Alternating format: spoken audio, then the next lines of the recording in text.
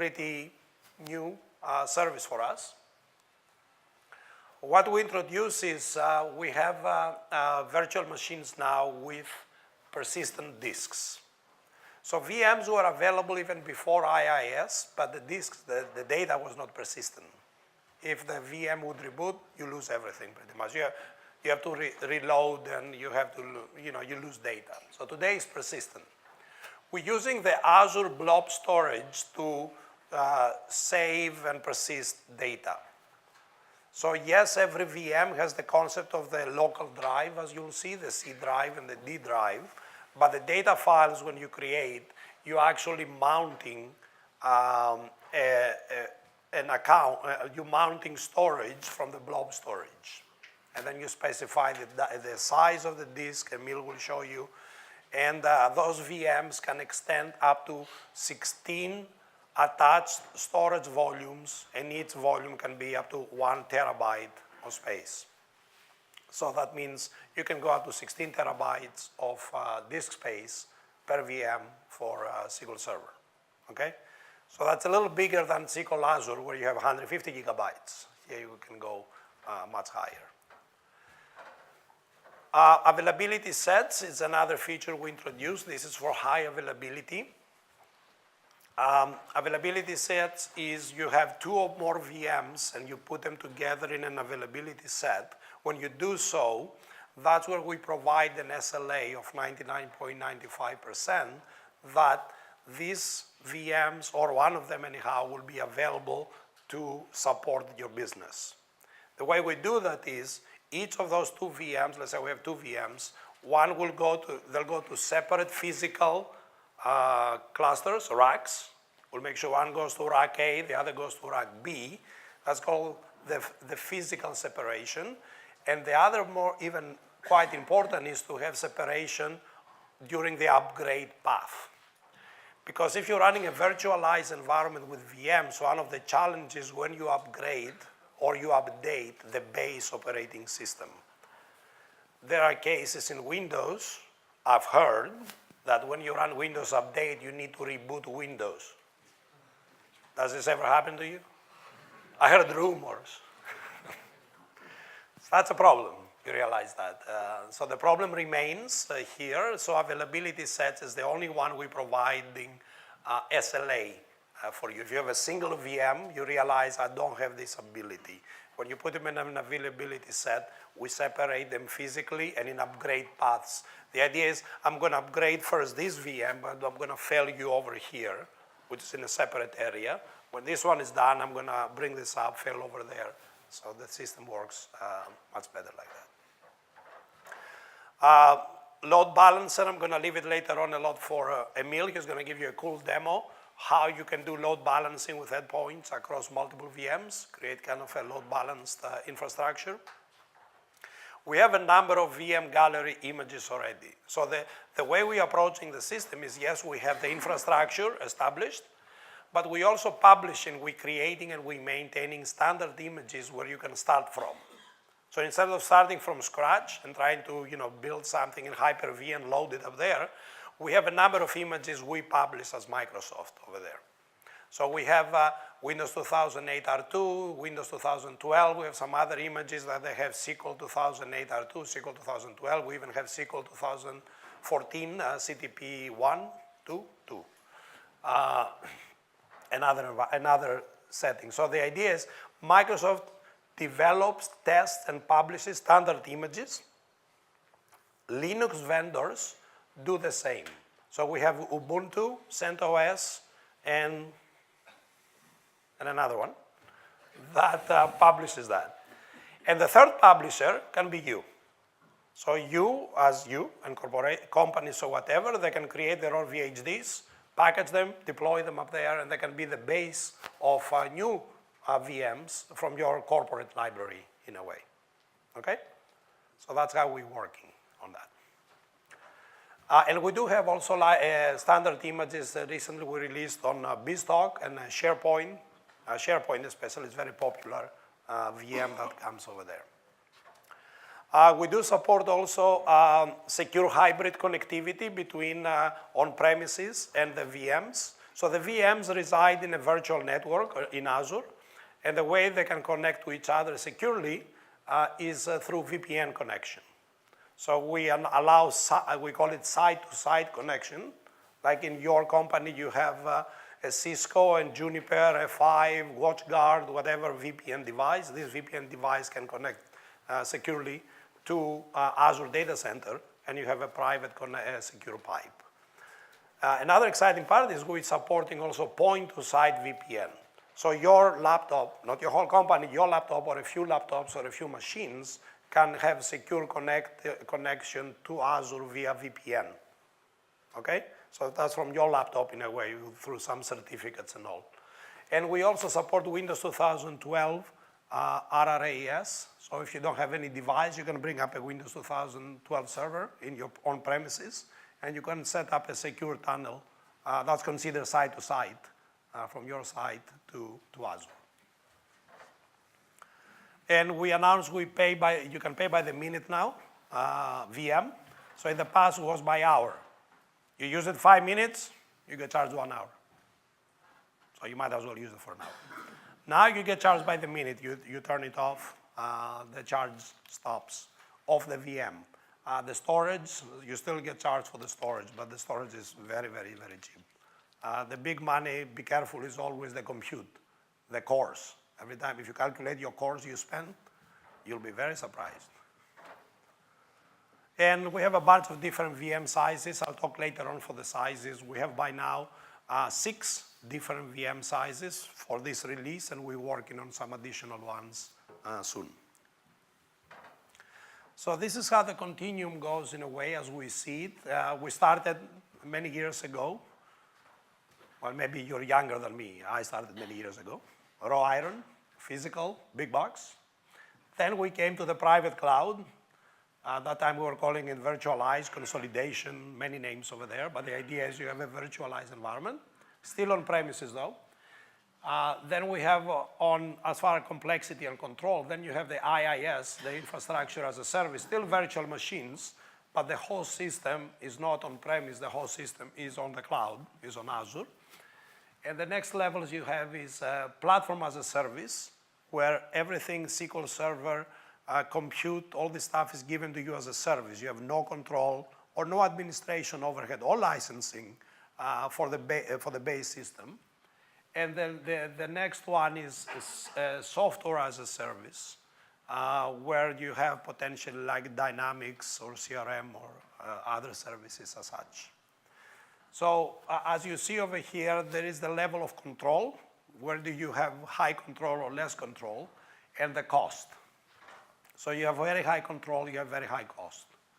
The less control you have, which is not bad, the more the cost is going lower and lower at this stage. So none of them necessarily is good or bad, but what we see as a trend, these environments especially are primed to move here, because the whole licensing maintenance, these systems also for corporations are OPEX, it's not CAPEX. So many companies like that, they don't have to put it in capital expenses, ask their finance team to finance it and all. Now, so talking again for SQL, we have these environments that we're running on premises. Now we have some environments running on the cloud. And the cloud can be either on a VM or can be on PaaS. Now PaaS, realistically behind the scenes, platform as a service, is still VMs. So the base platform of Azure is a number of VMs. Some of them are managed by you in a way, some of them are managed by us. But the basic infrastructure is Windows 2012 R2 running VMs in the data centers. So one of the strategies of Microsoft moving to cloud is to ensure we keep the hybrid paths open. We recognize we've been working with you guys, with enterprises for many years to establish Windows, to establish SQL Server, Exchange, SharePoint, all these things. So having that secure and productive communication, bidirectional communication between the systems, the environments is very important. So some of the items we're going to discuss, and you're going to see also in the demos, is some of the items we have is starting with a backup, cloud backup.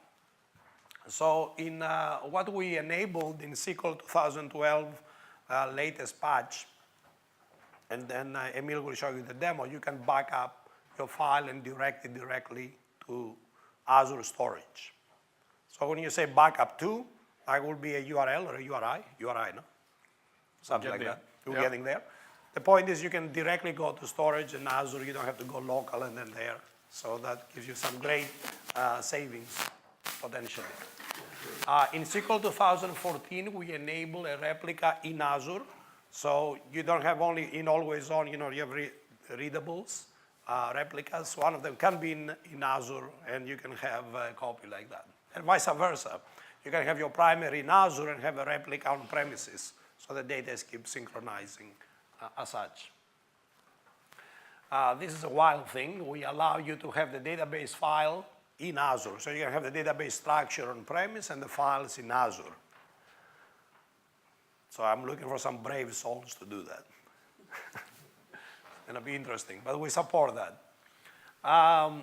Emil will show you also the tools we have, how to copy database from on-premise to Azure VM when you instantiate the system. We have some tools in SSMS. And of course, we're supporting at the end SQL Server on Azure IIS. Now, it's interesting for terminology. We'll just put it over here. You don't have to read it now. What does it mean, hybrid cloud? Everybody's talking hybrid. What is hybrid? How to communicate with hybrid, how we do this stuff. So here we're putting some clarification from our side. The idea is we see hybrid cloud as a composition of two or more clouds. So it's a private cloud, a community cloud, public cloud. The idea is it could be two public clouds, and that still remains, it has the concept of a hybrid cloud, because if they're not together, they are distinct clouds, and they need to connect with each other. So what I told you before, secure VPN connections we enabled via VPN, that's part of our strategy for hybrid cloud support. So saying that, I'm going to pass it to Emil. He's going to discuss on migration strategies. Thank you, Nicholas. In fact, I'm going to roll back to that slide and just want to re-emphasize the message that with SQL Server and Windows Azure, it is not all or nothing, right? We have a very gradual path for you to leverage some of the value of the cloud for SQL, or in the context of SQL, starting from the very simple thing of managing backups and storing those backup files in the cloud. The next slide, or the next section, is titled Migration. I don't necessarily like that title, but that's what we went with at the end. I would rather call it something like getting to the cloud or hooking into the cloud, something like that. But obviously that's not very official title, so to speak. So with backing up to the cloud, with SQL Server 2012 SP1 Cumulative Update 2, we enabled the feature with T-SQL to basically back up your database in a very standardized way, something that DBAs have been doing for years. Instead of to local storage or network storage, you can just go to the cloud into Azure Blob Storage. And of course, what is the value proposition there? You have very large amounts, elastic scale for your storage system, at a very, very low cost, right? We have, what is the base rate? Pay as you go, 9 cents per gigabyte per month or something like that. And then if you have an enterprise agreement, for example, or commit to a certain amount of Azure usage, that price drops even cheaper and cheaper and cheaper to up to something like 45% of the rack rate, so to speak. So again, how do we enable that in SQL Server? It is, you have two options. Either leverage T-SQL.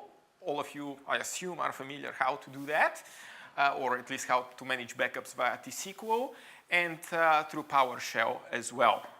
So at the bottom of the slide, you can see the T-SQL syntax that we now support to back up to the cloud. There are two interesting things. The first T-SQL statement, create credential, now supports the secret, which is basically the shared secret or keyword or password whatever you want to call it, to your storage account in your Windows Azure subscription.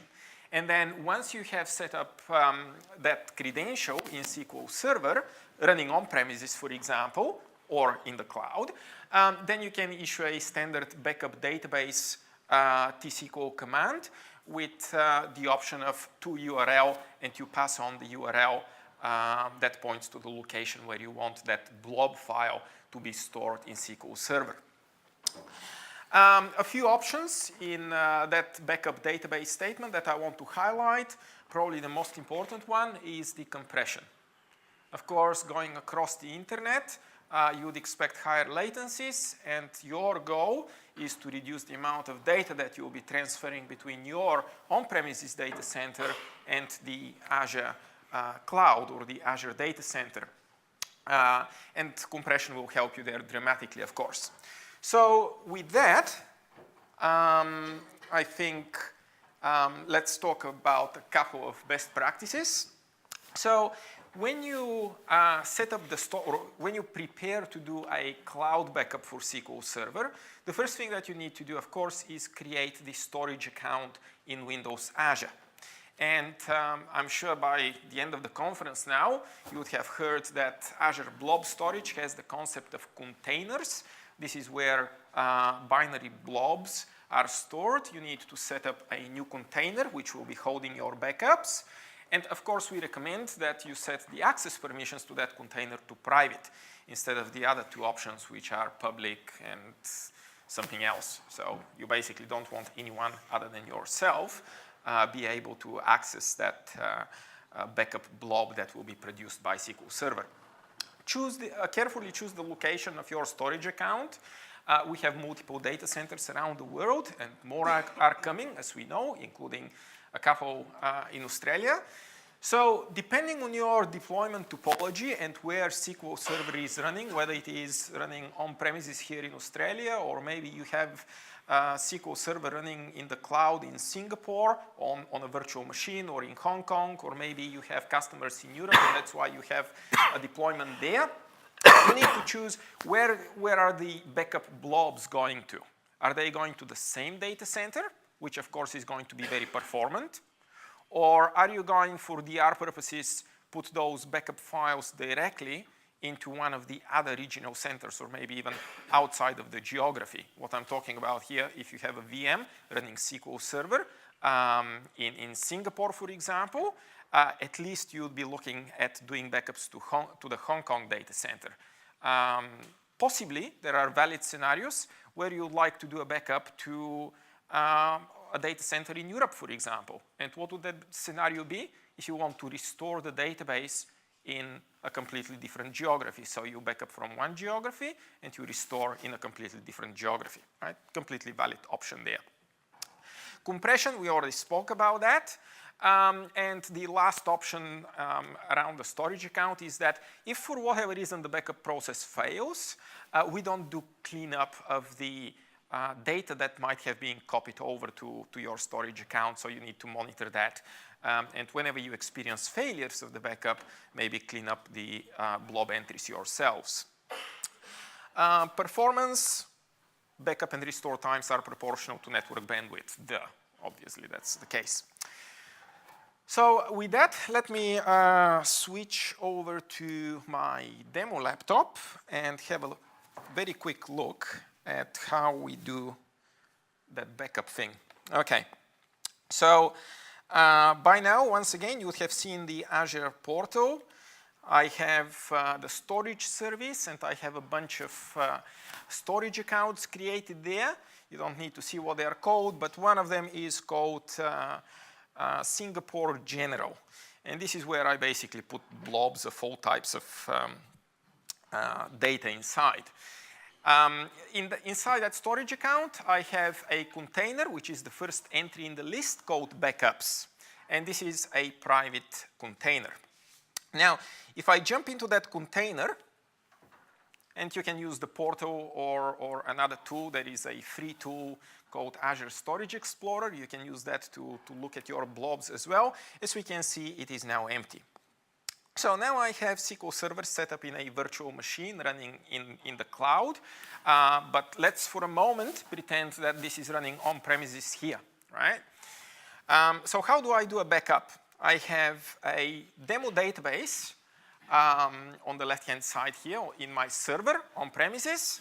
The very first thing, as we said, is to issue that create credential T-SQL statement to enable or to support the security and authentication required by my storage account. So I will run that statement, create credential with identity, Singapore general, and then some shared secret, which is the password.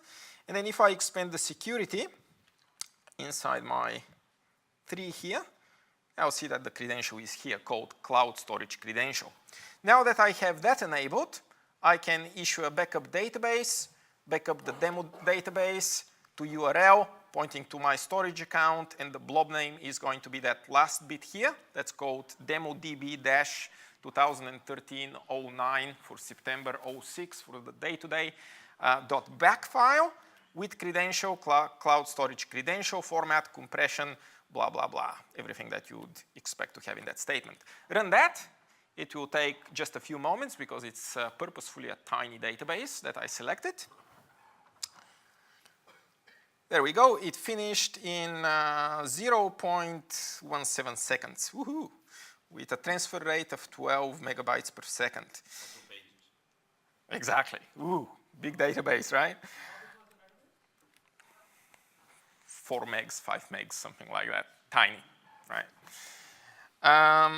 But you know, that's beyond what we are trying to achieve here. So if I refresh my blob container now, I'll see the backup file. Now, I have another SQL server, which I've added also to my SSMS here. And that's the second server. I have a query window hooked into that server. And now I'm going to restore database onto that secondary server. That could be in a completely different data center, of course. Or, you know, it could be in Singapore, whatever the case is, depends on your topology. So I create exactly the same credential to be able to access that storage account. And then I just do restore database demodb from that back file that I created using the credentials that I created. So currently, I only have one user database in that target server. If we refresh that now, bang, we have the demodb database. So, of course, you can only do portions of this as your cloud adoption strategy. You may only want for your on-premises database server to back up to cloud, use the cheap storage, and whenever you need to restore on, you know, a DR copy on-premises again, you just get the data off the cloud and restore. Right? You don't need anything else in the cloud apart from the storage. Now, I use that backup to actually do synchronization or backup restore on different servers running in the cloud. Again, valid option. Any questions while I switch? Would any network optimization technology help me here, like Riverbed or something like that? So the question was, is any network optimization technology like Riverbed going to help me here? Ultimately, anything that gives you better bandwidth into the Azure Virtual VM will help you, whatever that technology is, right? So if you have X amount of bits sitting on premises and you need to transfer them over stock standard NetTCP to another location, which is basically in the cloud, and you have a technology that somehow optimizes that traffic, it will help you. Right? Or compression, anything around well, compression is natively supported. No, but on the pipe. Oh, on the pipe, yeah, as well. So there is another question from the gentleman here. Yeah.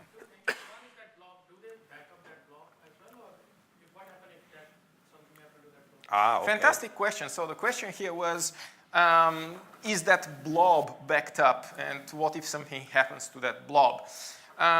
If you had attended any of the other Azure storage related sessions, you would have been told that the Azure storage system is highly reliable internally, and this is supported by having triple replica of the data inside the Windows Azure data center, right? So this is one level of high availability or protection of your data if you wish. So if the primary copy that is holding, or the primary node that is holding that blob in the cloud fails for whatever reason, we have two other copies. We automatically detect that one of the three replicas has failed. We stand up another new node instead of the one that has just failed, and we once again triple replicate across these three nodes, one of which is now new, right? All three work with the same URL of the blob. No, it works. The URL is your unique address that you need to use. All that replication within the data center happens completely transparently, right? The identifier to access the blob is your URL. It doesn't change. So this is one level of data availability or reliability. On top of that, when you stand up a storage account in one data center, you can, with just a checkbox, enable geo-replication to the other regional data center. So if I stood up my storage account in Singapore and enabled geo-replication, without me doing anything or knowing anything else, that data is going to go to Hong Kong as well in a cold DR sort of fashion, right? So if now a nuke, blows out the data center in Singapore, then we are going to enable the copy in Hong Kong. And second question is the PowerShell. Is there a demo for that, or we just create a SQL job and call it through PowerShell? There is actually a PowerShell commandlet that enables this. Yeah. I don't have a demo with that, but it's, yeah. It is a management commandlet that you install, and then you work against that PowerShell commandlet. Another question? Yeah, let's say I want to back the production on premises and also get a DR copy on Azure cloud, but a database is big. So is it possible that, let's say, what's the best way to say, according to the compression on the channel, can we just back up locally on premises and do some sort of FTP or something? Yeah. So the question here is, if the database is very big, and even though we are enabling backup compression, we want to or the scenario that you want to support is a two-phase backup. The first one, you back up to a local file location or network share, and then from then onwards, you push the data up to your storage account. Absolutely, this scenario is available to you if you want to implement it, but as soon as the backup goes to your local file system or network share out of SQL Server, SQL features become irrelevant, because at that point in time, your backup is just a file on your network file share. What you do with that file, whether you want to push it up to blob storage or wherever else, is totally up to you. And there are tools that are separate from SQL Server that enable you to do that, but those are not a SQL Server feature as such. Make sense? Okay, good. You can tell them the two tools, the AZ Copy and Aspera. Yeah, there are a bunch of tools. So Nicholas is hinting a couple of names here. There is a free tool that Microsoft has called AZ Copy, which enables you to basically get a local file and push it up to your storage account. And a company called Aspera that you might have heard of, they enable that scenario as well. And there is a question at the back as well. Yeah, I was wondering, are there any charges for bandwidth, download, upload? So the question is, are there any, I'm sure that you've all heard it since it's coming from the back and I heard it. Are there any charges for bandwidth, uploading, downloading? Yes, and I can't remember whether we are charging for the egress or the outgress, no, whatever it is called, but it's charged one way. No, right? when you download. When you download, right. So it's one way. If you have, a round trip of the data, it's charged only one way. Cool. All right. That takes us to deployment. I need to probably speed up a little bit. I'll take questions later on. And beers. Deploy SQL Server in an Azure VM. What are the scenarios there that we support? There are 3 scenarios, actually. One of them is not in that 2-column format here. So the first one that is not present on the slide is whereby you basically go to your Azure portal, you stand up a Windows 2008, 2012 machine, Windows, not SQL, Windows 2008 or 2012 or 2012 R2 server. Azure gives you that machine, you remote into this, and you can set up SQL Server in it. So a completely manual process, right? Nothing is stopping you from doing this. The second one is to leverage our gallery VM images that we provide through the Azure portal and through the Azure PowerShell commandlets, which are basically prepackaged blueprints, being VM images, that you can stand up copies of, or actual VM machines, right? So that gallery has a bunch of SQL Server versions running on a bunch of OS versions as well. And you can see, maybe not with that font. So currently we have SQL 2008 R2, SQL 2012, SQL 2012 R2, and no, there is no SQL 2012 R2. SQL 2014 CTP1. And we have them on Windows Server 2008 as well as 2012. Interesting about the images is that it's basically SQL out of the box. All the options are default. Integration services, reporting services, analysis services are enabled, and we are going to talk about sys-prepping SQL Server a little bit later on.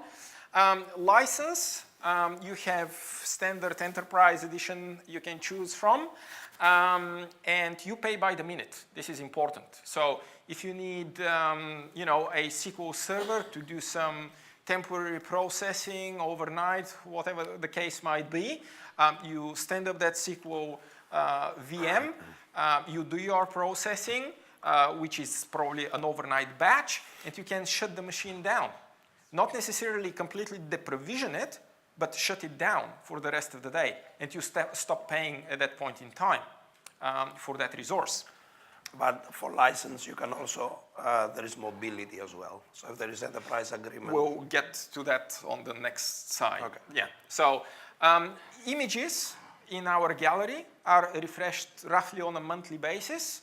That doesn't mean that a VM that you instantiate based off an image gets refreshed, right? I'm talking about the blueprint, the VM image being refreshed by Microsoft automatically. Once you create a VM instance, which becomes yours, then you operate it, you upgrade it, you patch it, all that becomes your responsibility. So what Nicholas was implying about license mobility relates to the second or the third now deployment option, which is basically bring your own image. And how do you do that?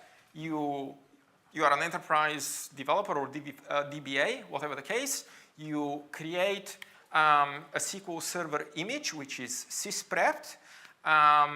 You need a license for this, of course, being an on-premises machine. The license that you have through your enterprise agreement, if you choose now to push that SQL image in the cloud through license mobility, covers your Azure usage or running of that image in the cloud as well. Of course, once again, as soon as you create a VM from that image that you upload in the cloud, then patching it and maintaining it becomes once again your responsibility. So that takes us to sys-prepping SQL Server.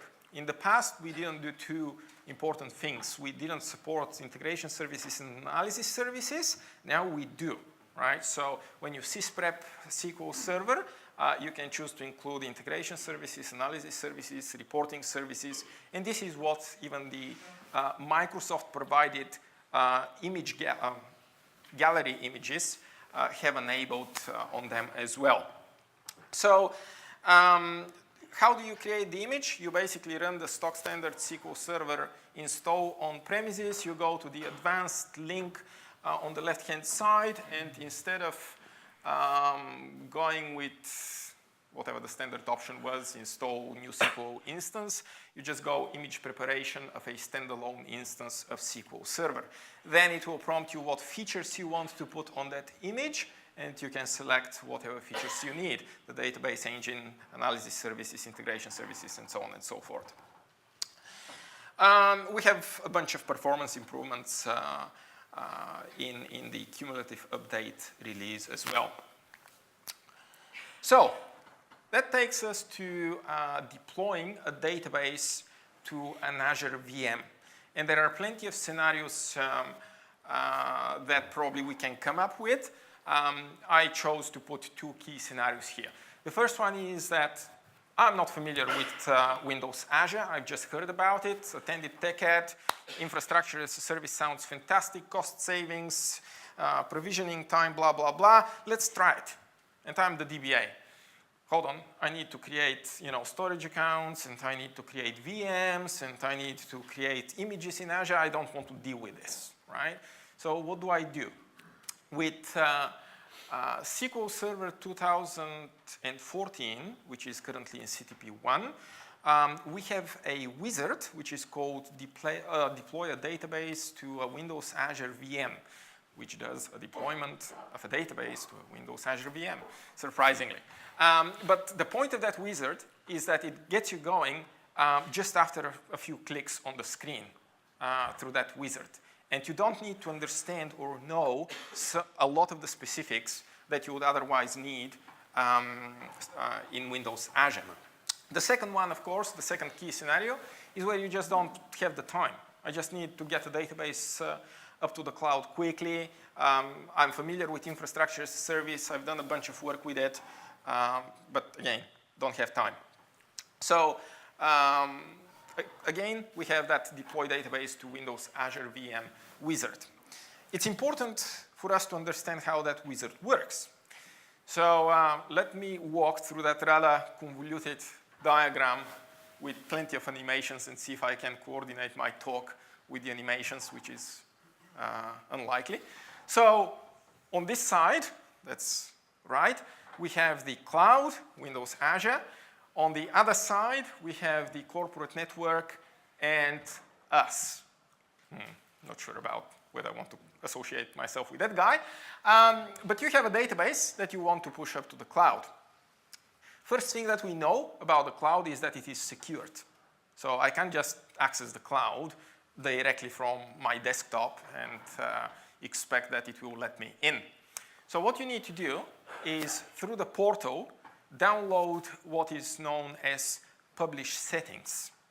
And this is basically metadata about the subscription and account that you have in the Windows Azure platform. And those settings are specific to publishing other artifacts. So once you acquire your publishing settings files, then you can leverage them in a bunch of tools to interact with your Windows Azure entities and account. So you download that file, then you, that's the download, speaking of synchronization of talking, and that will sort of get you access into your Windows Azure subscription. So the first thing, once you start the wizard and you fill in the 10 settings or 10 prompts that it will present you with, the first thing that the wizard is going to do is go into your Azure subscription and start a new virtual machine, one that you defined a little bit in terms of what size you want it to be, what you want it to be named, very, very basic questions about a virtual machine. It will create a disk, or the disk comes with the virtual machine, of course. It will secure it. It will provision some management endpoints that are specific to that wizard that we are running at the desktop. And then it will continue with preparing the source database for uploading and deployment to the newly stood up virtual machine. So it will go to your on-premises SQL server there. It will authenticate. It will do a backup of the source database into a local file share. Once the back file is present there, it will take the back file and upload it into Windows Azure Blob Storage, right? And then using those management endpoints that we had on the screen earlier, it is going to take that file from blob storage and restore it into the freshly provisioned virtual machine. All of this becomes, orchestrated in the background for you, and you don't get to see much of it. Now, some of you may be thinking, Jesus Christ, this is extremely complicated for a simple thing like, backup restore effectively. The reason for us doing it that way is for re-entry effectively in case of failures. So we wanted to basically enable, if you've uploaded your database to the cloud, to blob storage, you got to that step successfully, but maybe the platform internally was restarting this machine, we are not going to be able to invoke the restore command into the virtual machine, right? Now, we have the file already uploaded. We don't want to re-upload it because it incurs charges, as we've heard earlier on. So I just want to be able to resume from that step onwards, and we support that scenario. So with all that said, I'll first ask if there is any question around this process, and then show you a demo of this happening. Yes, one question at the back. That SQL installation is done by some process in the background So is that SQL installation done by some process in the background? Good question as well. When the wizard creates that SQL Server virtual machine, it uses one of the Microsoft provided gallery images that are available in Windows Azure.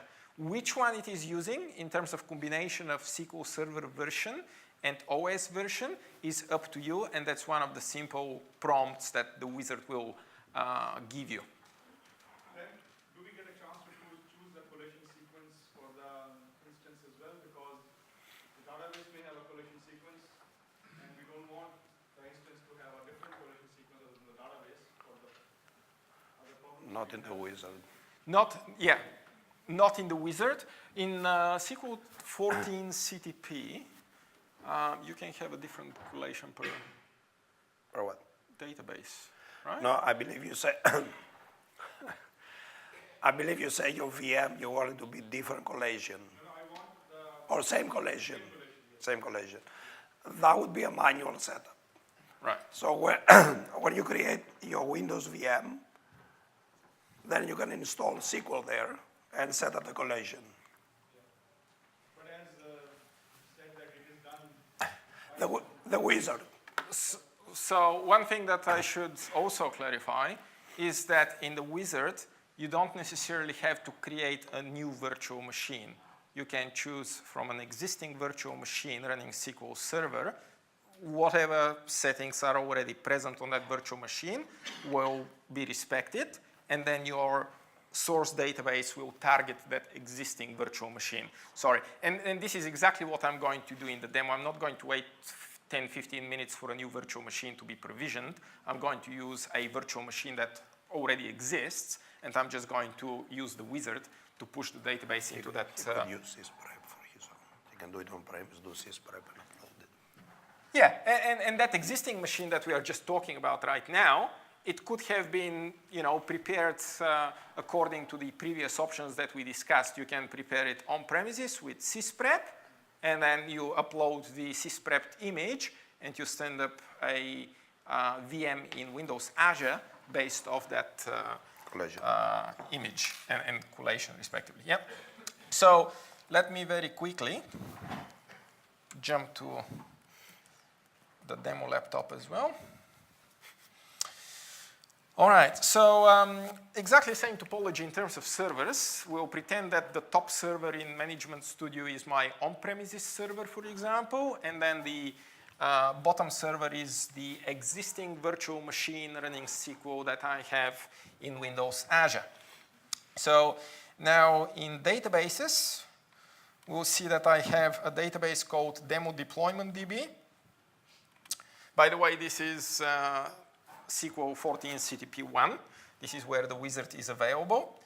From tasks against the database, I have that new command, deploy database to a Windows Azure VM, that launches that wizard that we spoke of, currently it has a bug where it doesn't show all the UI elements that you actually need.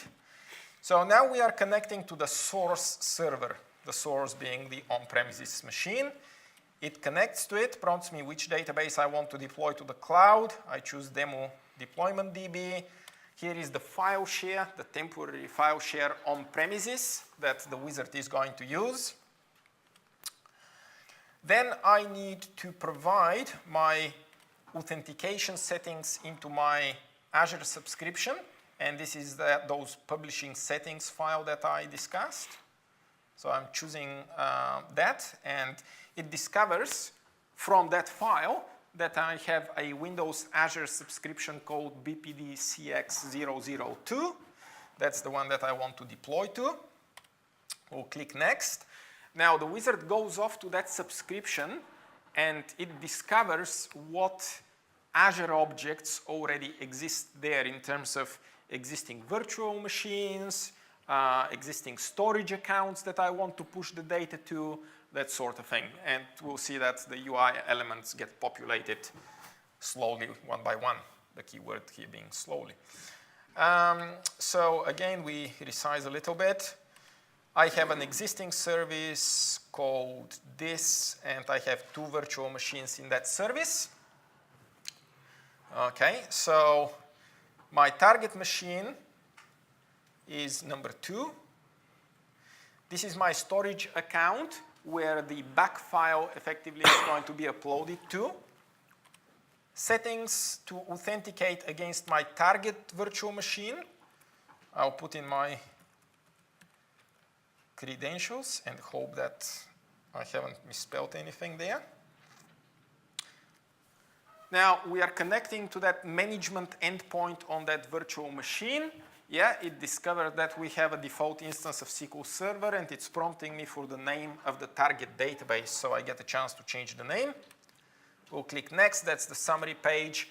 We click OK, and I pray that it's working because I had a bit of a problem last night. So I'm not going to do the Scott Guthrie thing of counting from 1 to 5 because the process is slightly longer.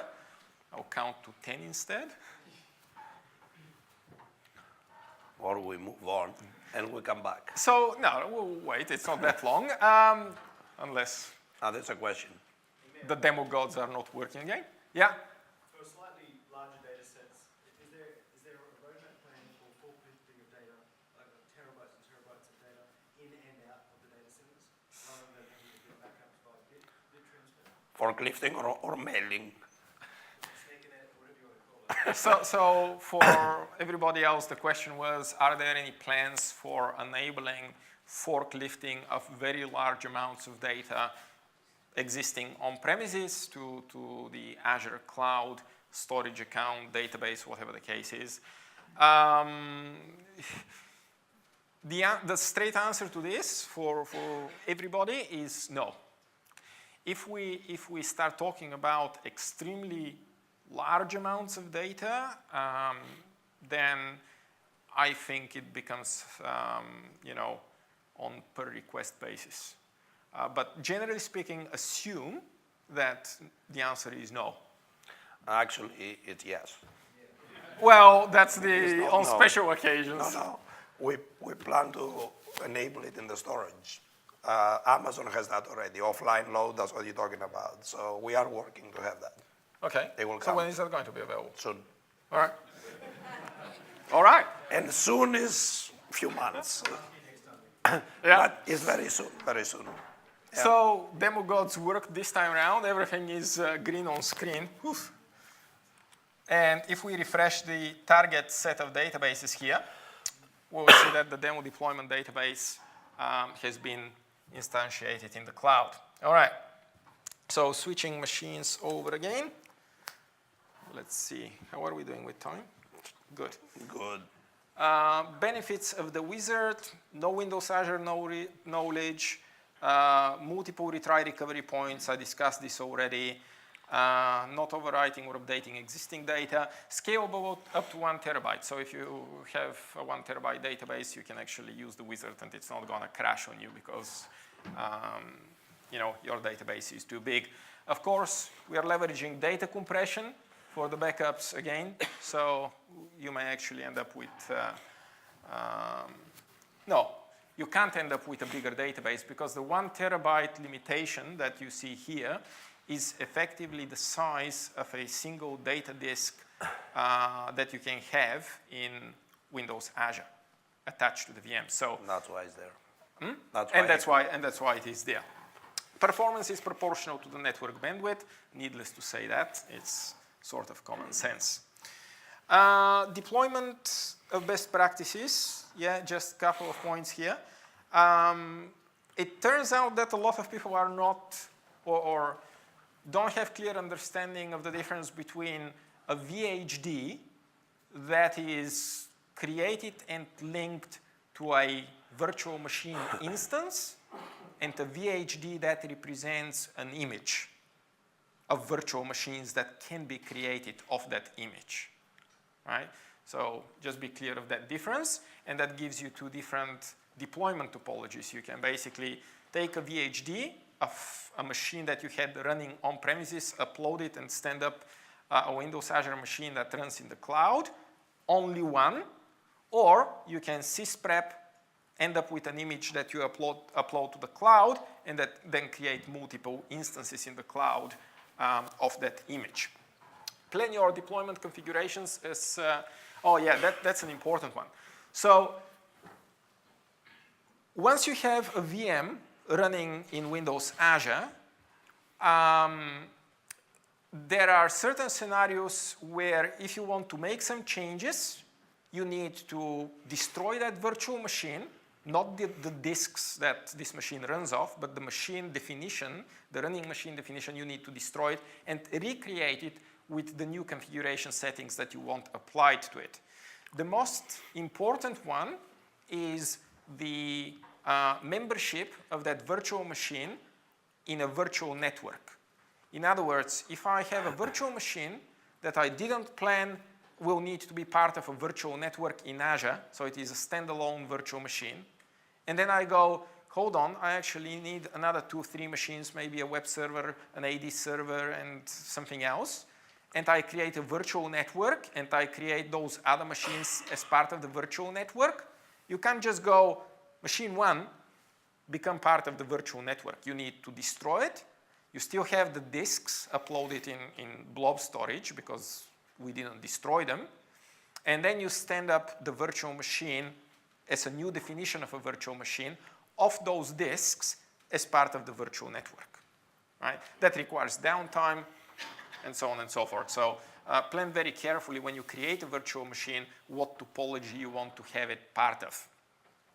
Enable remote PowerShell purely for ease of administration. So you can have PowerShell running on your work desktop, and then manage that machine running in the cloud through remote PowerShell. Performance, Nicholas, do you want to step in and have a chat about that? You try. Good luck. I may fail, so that's my fail over. On standby. So a little for the load, because we try that. That's the biggest challenge when you load the big data up. I just wanted to say our experiences. AZ copy works medium well, but it's free, so it's good. It's TCP based, so it does multi-threading and all that. Aspera you have to pay, but it's using UDP, so it's much faster. So that's our experiences with those things, multi-terabytes or whatever. But of course, then you have the latency. If you go Singapore, if you go Hong Kong, it's a button. So you can play with those to see where you are. So we have those 2, 4, 5, 7. Don't die on us. I'll die. 7 sizes of the VMs. The nice thing with the VM, you have secured resources versus the pass. So that's your resources always. Extra small is very seldom used. This is only for development efforts. Then you have 1 core, 2, 4, 8. And these 2 are special because we have more memory for them. We provide allocated bandwidth as well. And this is the maximum data disks you can use per size. So the 16 requires extra large to mount it on that. Notice also very important the IOPS. After all this, the important part is the IOPS. So we guarantee 500 IOPS per disk. So when you go to here, you're talking about 4,000 IOPS per disk. Again, this is the first version of VMs. We do recognize we need VMs with more cores, more memory, more IOPS, especially IOPS. So if you're running any heavy systems, especially data warehouse, be a little careful on the IOPS over here. It's okay, but we're not on the high end on the IOPS. As far as VMs and as far the cores and the memory and all that is quite good. Let me know if you want me to Yeah, take yeah. over. Almost. So what we suggest for small databases, less than 10 gigabytes, you can use the C drive. If you use a VM, you'll see it has a C drive and a D drive. So it's the OS disk, a temporary disk, and then whatever data disk you attach. So we're saying if it's more than 10 gigabytes, don't put it on the C drive, use the attached disks. They're coming from the storage. So D drive is very tempting because it's big, it's few gigabytes. But don't use it, it's a temporary disk. So we have cases the D drive gets cleaned up, wiped out. Consider it as your download folder, that it can be wiped out. So be careful of the D drive in the VM. C is okay, C is persistent. Your disks are persistent, not the D drive.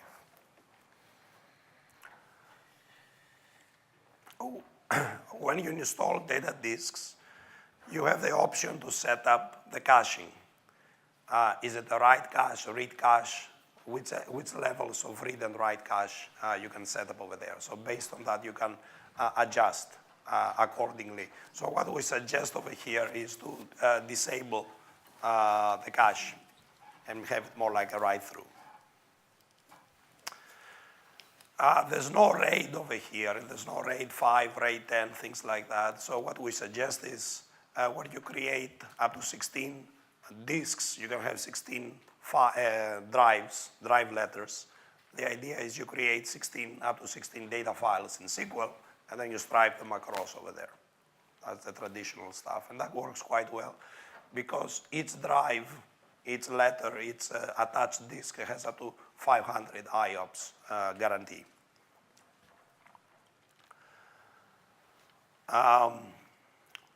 Yes, every data disk can be in a separate storage account. We allow you to do that, but that's not a good idea. So the idea is create all the 16, up to 16 data disks. All those should be created under a single account. It's easier to manage. It's GODR'd as a unit. Because imagine you have different storage accounts. Each one may have different settings. This one goes to Hong Kong, this goes to USA. You know, it's not easy to manage. You can't coordinate it easily at this stage. What to use in SQL for the data files, use compression. SQL Azure, we don't allow that, but here we allow it. And instant file initialization. It moves faster, it enables the data files faster for you. And performance may vary, especially if you're not using extra large, you're sharing the CPUs, you're sharing the IOs, so performance, even if it's allocated to you, you don't have, in every virtualized environment, there is an over-allocation. Not a lot, but we have some over-allocation, so sometimes it may, the performance vary over there, so there must be a plan for that. So these are some of the main best practices running SQL over there. Yes, sir? For striping database, what do we need to Good question. So you are aware. We don't, actually brings the second element on that. Georeplication does not guarantee the consistency of the files, the sequence. So let's say you have 16 data files, and you have one database, 16 data files, and they're replicated in another data center. That doesn't mean all of them have been replicated in the right sequence. Transactionally. So maybe 10 of them are caught up, and the other 8 are still catching up. So bottom line is don't turn GUDR for your storage account on if you are using multiple data files that support a single database. Well, I wouldn't say that. Leave it on, but don't count on that. There is, well, yeah, I mean, realistically, Yeah. you have no transactional consistency across those drives that If you all have- support a single database. If you have multiple data files, if it's one data Right. file, it's not a problem. It's, Yeah. it's the sequence of those things that they could be out of order. So eventually, they'll be all in sync, eventually. But if you want to have on time, 100% consistency across multiple data files, that's what we recommend the next topic. You may want to enable HADR, always on mirroring replication, any of those technologies within SQL Server. Yeah, then you guarantee you have 2 copies, consistent. Yeah, okay, Which brings us to the next topic. there you are. High availability and disaster recovery. And I'll try to be as quick as possible because I'm intimately Scott is aware that starting. Scott's closing presentation is in about 10 minutes. So I'll try to wrap up in about probably 5-6 minutes and give you 4 minutes to move over to the next session. So there are a bunch of HADR options for running SQL Server in a virtual machine in Azure. I'm not going to cover all the topologies. I will only say 2 things. Always on is available for SQL running on infrastructure as a service. As of recently, we also enabled the always on listener. The catch there is that always on would not work across for 2 VMs that are in 2 different data centers. So if you want to have absolutely true DR strategy where the 2 always on servers are some distance apart, then always on is not your option. Virtual price for anyone who would guess why that is. Any guesses? Go on. Yeah, exactly. So virtual networks today do not support running, having a single virtual networks that spans across data centers. Always on requires domain accounts. Domain accounts are at the scope of a virtual network. You are bound to a single data center. Within the data center and within the virtual network, you can have 2 always on machines working in an availability group, right? But you can't extend that availability group over to the neighboring data center because the virtual network doesn't stretch that far. We are working on this, but that's future state, not what we have today. For that sort of GUDR, you can leverage mirroring, for example. And I'm talking about asynchronous mirroring across the 2 data centers. Why? Because you can enable server certificates for the 2 nodes that provide your mirroring solution. Sorry? Hasn't mirroring being deprecated? Yes, effectively yes, deprecated by introducing always on, but you can still set up a mirror database, right? That's why we'll fix the other one soon. Exactly, that's why we'll be fixing the other one soon. Very quick demo of load balanced endpoints with an always setup on, where the replica or the secondary node is a readable replica. So effectively the topology that we are talking about is always on availability group, 2 nodes, primary node, secondary node. The secondary node is readable. Those two VMs are part of the same cloud service, which is exposed to the external world using a single URL. And then against that single URL, we can basically set up load balancing between the 2 machines. For read workloads, of course. So let's show that very quickly. I have an always-on group between those two servers that I have been using, and that's that demo always-on database here. The always-on availability group is set up here. We can see this is the primary node. We have a primary and a secondary. And then if I go to a client machine, I have a very simple script here